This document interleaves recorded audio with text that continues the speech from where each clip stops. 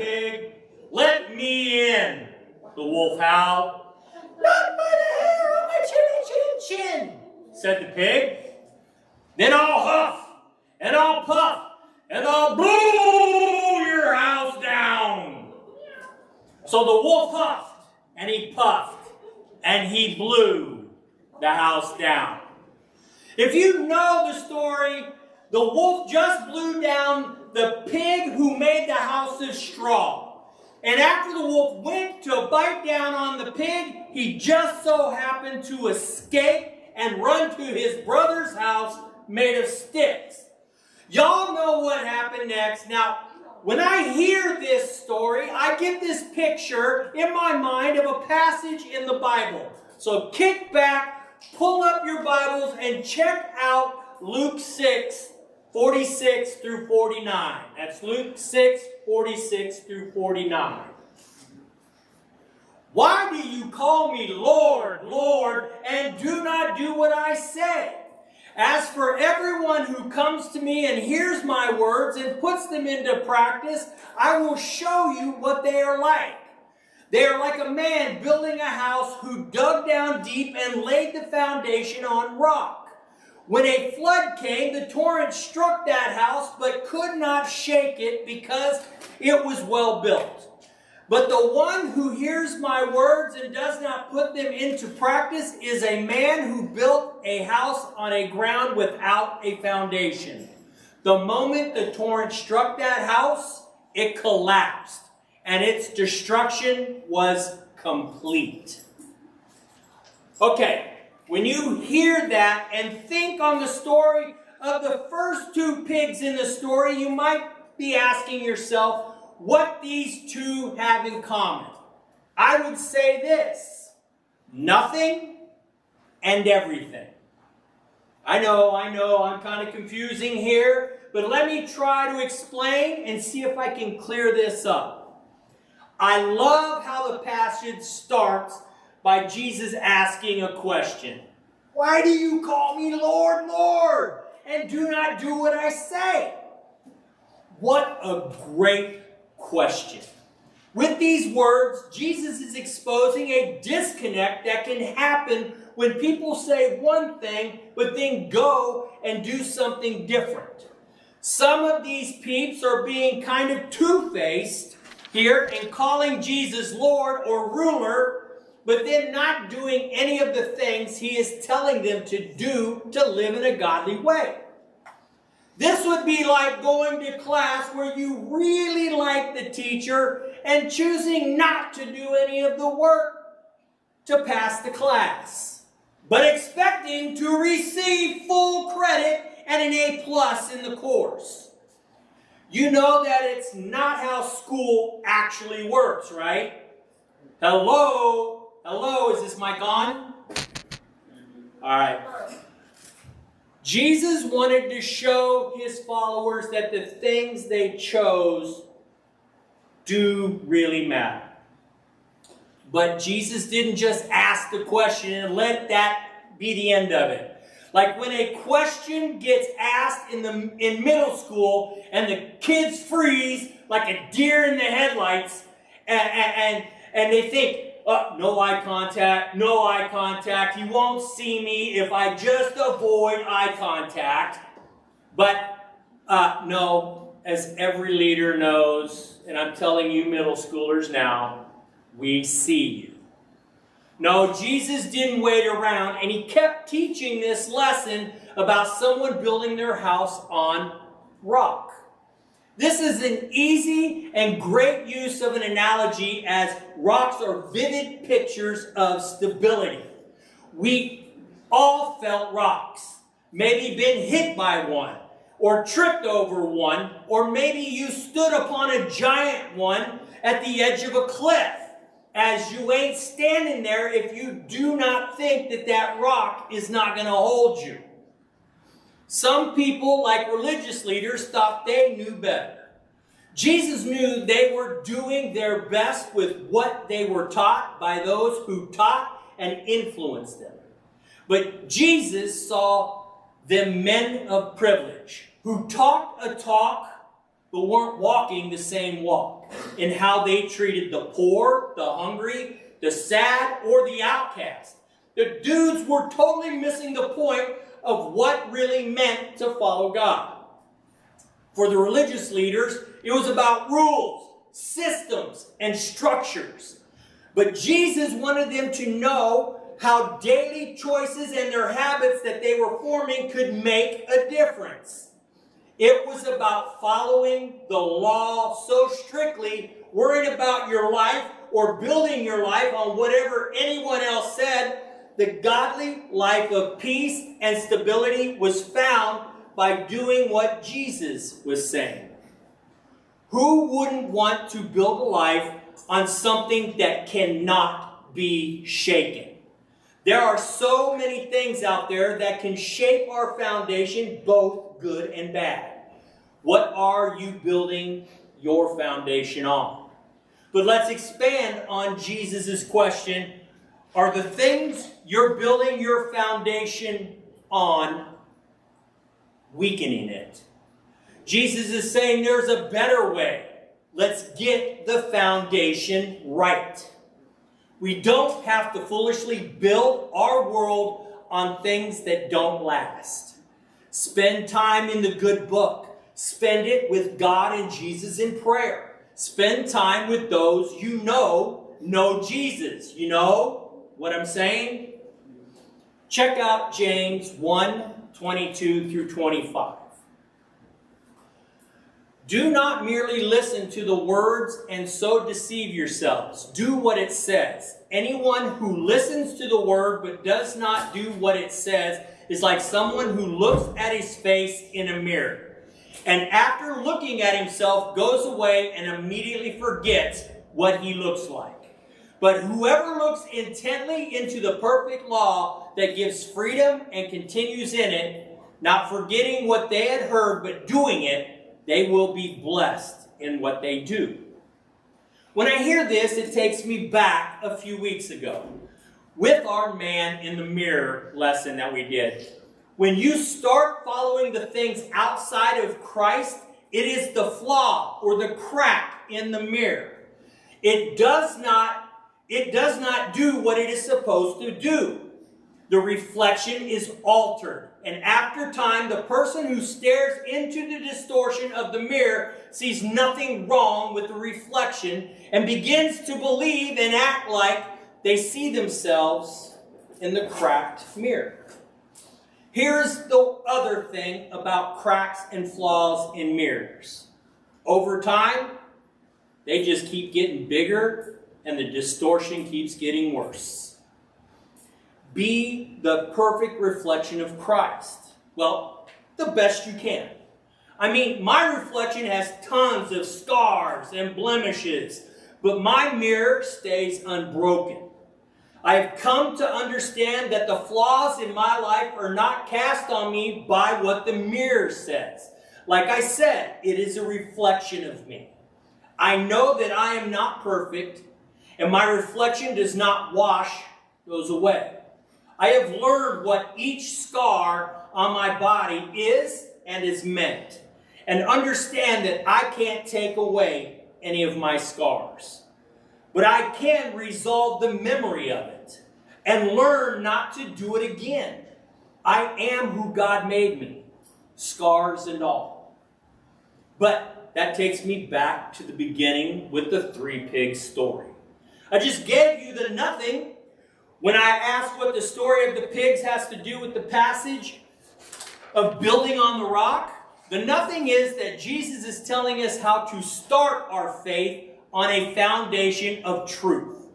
The story of the pigs, in my mind, we see something different.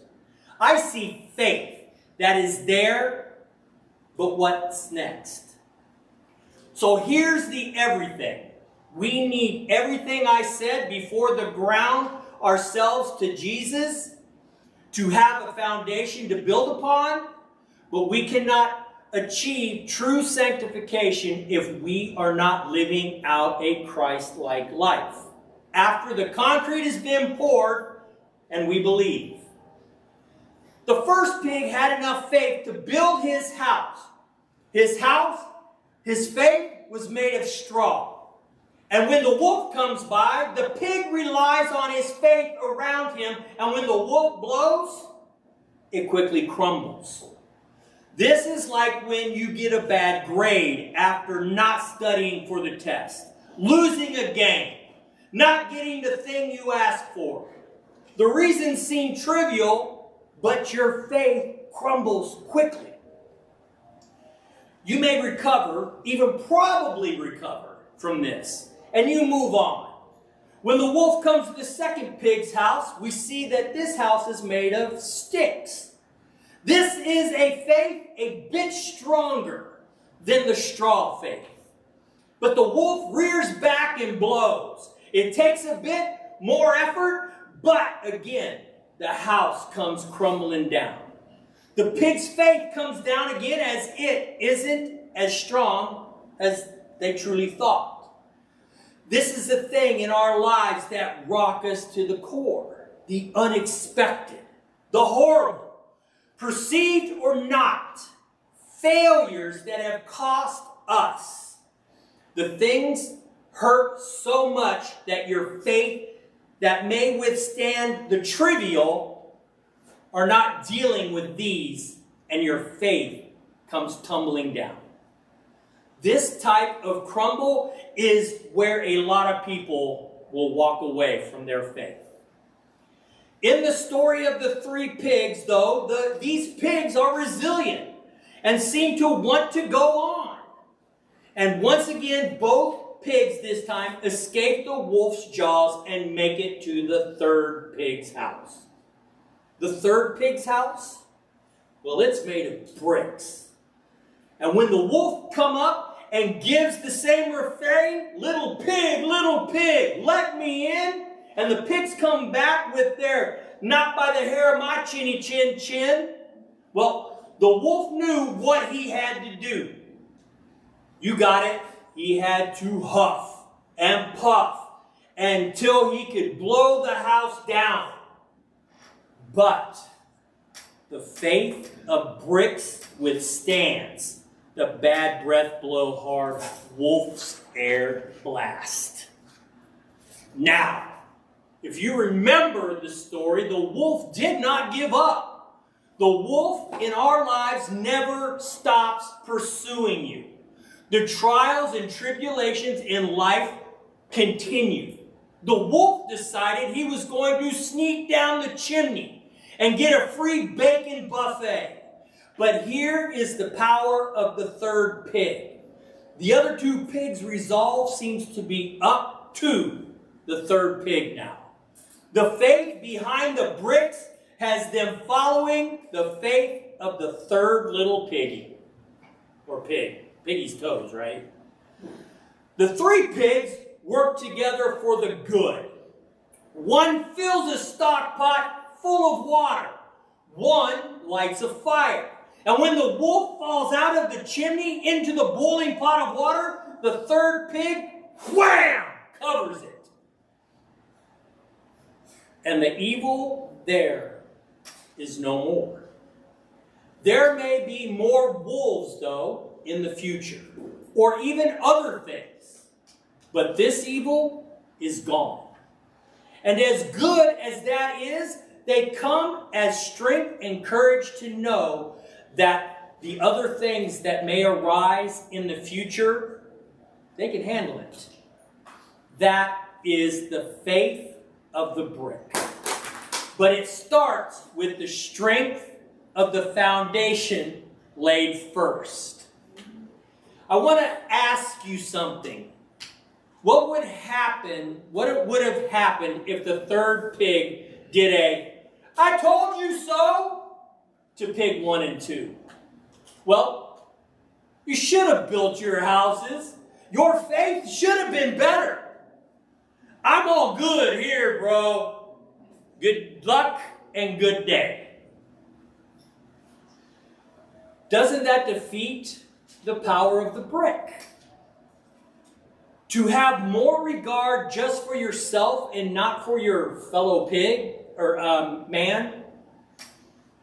If this is your brick, It is flawed, like the mirror we talked about earlier. This is a faux brick situation. And this will leave the homeowner all alone eventually, with no hope and a resale value that is not meeting the houses around them. The foundation is weak, and the settling is causing visible cracks. It may withstand a few wolves, but the big storms that come along will bring this house down eventually. Our faith and our home ownership takes maintenance and constant upkeep. I mean, I'm mowing twice a week right now, fixing odds and ends all the time, even making the occasional upgrade to the broken thing as well as the thing we just feel we might want to upgrade. Shouldn't our faith be maintained in an even greater capacity? We need to be constantly maintaining what we know, adding that extra bedroom of knowledge every chance we can, making upgrades to be more of the hands and feet of God in serving Him and others. Keep expanding your life and how you live for God. And if you feel the work is getting hard, ask the great contractor in heaven. We can see an example of this in Psalm 31, 2 through 4. Turn your ear to me. Come quickly to my rescue. Be my rock of refuge, a strong fortress to save me. Since you are my rock and my fortress, for the sake of your name, lead and guide me.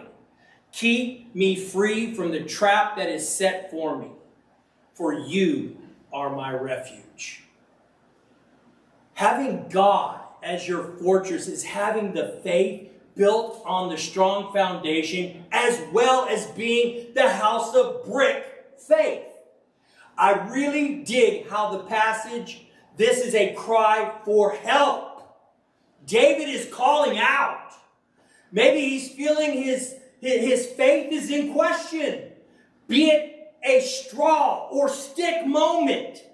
We see David quickly go to God and recognize Him as the great builder and contractor and his God.